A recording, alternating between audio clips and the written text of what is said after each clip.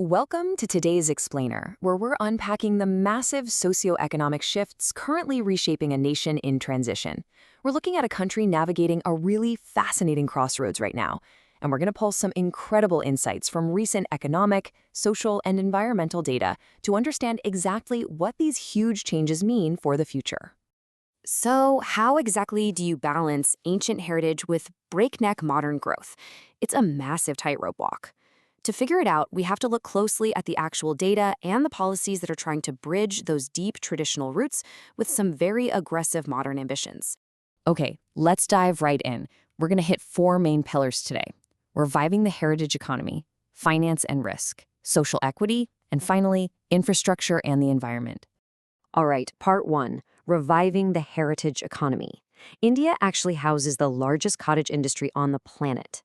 We're talking about an export market worth roughly $11 billion, employing over 3.5 million workers. And get this, the vast majority of those workers are women in rural areas.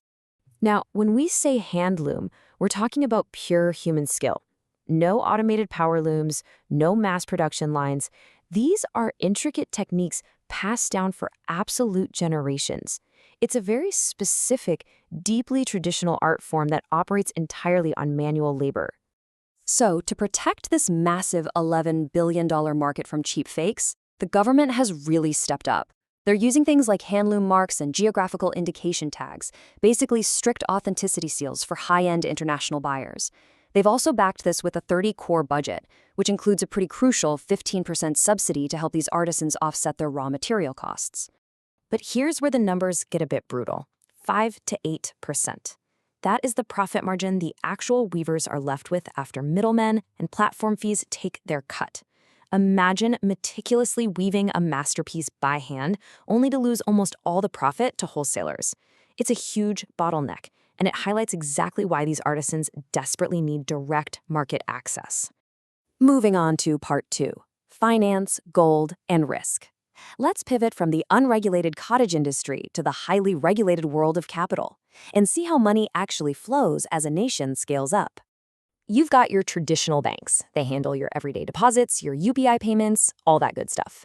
But then you have NBFCs, or non-banking financial companies, and they operate totally differently. You can't write a check from an NBFC, but if you need a specialized microloan or funding for a massive new highway, they are the ones actually powering that vital sector of the economy. And here's the catch. If one of these massive upper-layer NBFCs fails, it's not just a bad day for the company. It's a domino effect. Bridge construction stops, logistics freeze, the national GDP takes a hit. That's literally why the Reserve Bank watches these top-tier companies like a hawk, enforcing multi-year supervision to prevent any systemic shocks. Which actually brings us to something we all know well, but it's changing fast: gold. People are shifting how they buy it. Physical jewelry is still king at 60%, sure, but a combined 35% of the market is now purely investment-driven. People are buying gold ETFs and coins. They're literally owning shares of gold on their phones without ever touching a physical bar. So here is a wild paradox that really caught my eye in the data. Gold prices are through the roof right now. You'd think everyone would be cashing out, right? Selling it off? Well, they're absolutely not doing that. Instead of selling off their family heirlooms, people are leveraging them. Since the price is high, gold makes incredible collateral. Even with banks keeping a strict loan-to-value margin as a safety net, everyday folks are pledging their gold for liquid cash. They use that cash to kickstart a small business, generate profit, pay back the loan, and boom, they get their gold back. It's just a brilliant grassroots way to build assets. All right, part three, social equity and education. Because let's face it, economic transition doesn't mean much if we don't look at how that wealth and opportunity is actually distributed across society. You've probably heard of the creamy layer concept. It was basically designed to make sure affirmative action quotas actually reach the most marginalized by filtering out folks who've already made it economically. It started way back in '71, gained massive traction with the Indrasani judgment in the '90s, and today, the threshold is set at an annual income of 8 lakh rupees to ensure reservations benefit those who truly lack access. And this ties right into the massive subcategorization debate currently sitting with the Supreme Court. On one side, empirical data clearly shows that not all marginalized groups have advanced at the same pace. Some are still deeply impoverished, so they argue for subcategories to target that relief. But the powerful counterargument notes a harsh reality. Centuries of social stigma don't just vanish the second your income goes up. Balancing historical justice with economic reality is a deeply complex tightrope walk. Speaking of unequal advancement, look at this staggering number, 94,000. That is roughly the number of government schools that have shut their doors over the last decade. Now, your immediate reaction is probably, wow, the education system is completely collapsing. But actually, scratch that.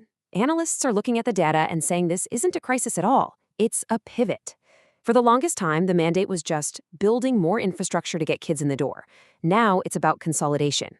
They're pulling resources to create fewer but significantly better school complexes with specialized teachers and proper labs. It's a shift from just chasing quantity straight to focusing on quality. Which brings us to our fourth and final section, infrastructure and the environment. Managing all this new growth requires an intense amount of resources, and that creates some really tough choices.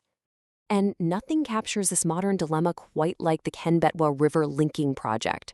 On paper, the benefits are mind-blowing: 49 million cubic meters of drinking water, ending droughts, and sparking a massive agricultural boom. But the environmental cost? You have to flood 9,000 hectares of forest, displace indigenous tribal lands, and carve right into the Pana Tiger Reserve. It is the ultimate snapshot of the heavy compromises a developing nation has to weigh. History gives us a pretty stark warning here, too. Just look at the Soviet Union's attempt to divert rivers for agriculture. They ended up completely drying out the Aral Sea, which was once one of the biggest lakes in the world, effectively erasing it by 2013. Messing with massive river basins carries some very real, irreversible, long-term risks. But hey, it's not all doom and gloom. Some projects are just absolute win-wins, like the Gobardhan initiative. The government is throwing a massive 23,000 crore budget at this to literally turn waste into wealth. They are heavily subsidizing these super expensive biogas plants to clean up agricultural waste, give us a domestic fuel source, and actually cut down on our reliance on crude oil imports.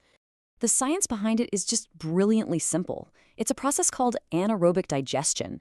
You take agricultural stubble, stuff that would normally just get burned and cause smog, and you seal it in a digester tank with zero oxygen. Bacteria goes to work, breaks it all down, and releases raw methane. You purify that into clean fuel, and whatever is left over at the bottom becomes high-quality soil fertilizer. Zero waste left behind. So what does this all mean? When policies crash into each other across heritage, finance, social equity, and the environment, what compromises are we willing to make? Because whether we're talking about a weaver's profit margin, leveraging gold for a startup, navigating caste quotas, or choosing between a tiger reserve and drinking water, these aren't just dry policies. They are the literal building blocks of a nation's future. The choices made right now will absolutely write the blueprint for what this country becomes. Thanks for hanging out with me for this explainer, and I really hope this dive into the data gives you a fresh lens to look at these massive, complex shifts.